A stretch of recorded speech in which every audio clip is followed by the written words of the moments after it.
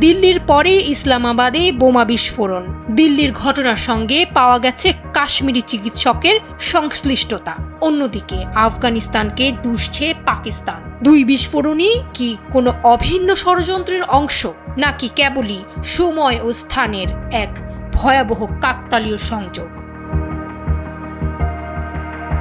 10 November দিল্লির লালকেল্লার সামনে হঠাৎই এক কান ফাটানো শব্দ। এরপরই আগুনের এক ভয়ঙ্কর লেলিহান শিখা ছড়িয়ে পড়ল।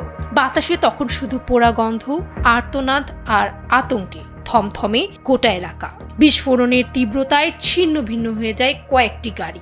ভয়াবহ এই ঘটনায় 13 জনের মৃত্যু হয়, সেই সঙ্গে আহত হয় 24 জন। পার্ক করে রাখা একটি গাড়ি থেকেই এই বিস্ফোরণের ঘটনা ঘটে। ভারতের প্রধানমন্ত্রী নরেন্দ্র মোদী বলেছেন, এই ঘটনার ষড়যন্ত্রকারীরা রেহাই পাবে না।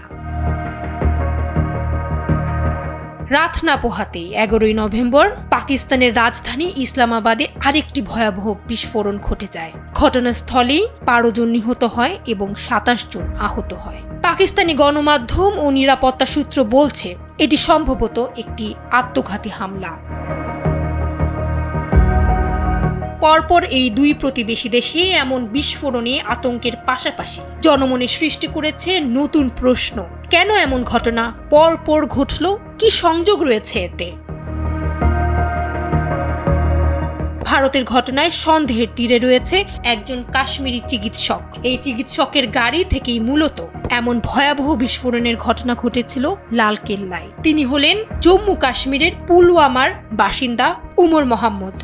টেলিগ্রাম অ্যাপে তিনি একটি সক্রিয় উগ্রপন্থী চিকিৎসক দলের সঙ্গে সংযুক্ত ছিলেন। ওই দলটির সঙ্গে পাকিস্তান ভিত্তিক জঙ্গি সংগঠন জৈশ-ই-মোহাম্মদের যোগাযোগ রয়েছে। আশ্চর্যজনকভাবে এই ঘটনার পরই প্রতিবেশী রাজ্য হরিয়ানার ফরিদাবাদ পুলিশ এক কাশ্মীরি চিকিৎসকের ভাড়া করা দুটি ঘর থেকে 2900 কেজি বিস্ফোরক ও দাহ্য পদার্থ উদ্ধার করে।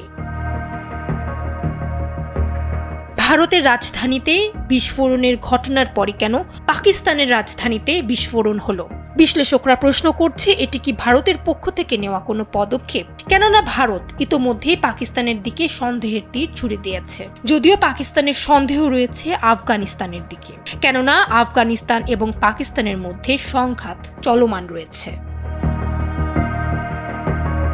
অন্যদিকে ভারতীয় ভূ রাজনীতি বিশেষজ্ঞ অরুণা বন্দ্যোপাধ্যায় বলছে, দক্ষিণ এশিয়ায় হতে যাচ্ছে একটি শ্যাডো ওয়ার, অর্থাৎ সামরিক শক্তি দিয়ে নয়, বরং পর্দার আড়ালে থেকে এক দেশ আরেক দেশকে ক্ষতিগ্রস্ত করতে পারে। তবে কি দিল্লি ও ইসলামাবাদের এমন হামলা দক্ষিণ এশীয় অঞ্চলে জন্ম দিতে যাচ্ছে এক অদৃশ্য সংঘাতের? এমন প্রশ্নেরই উত্তর খুঁজছেন এখন বিশ্লেষকেরা।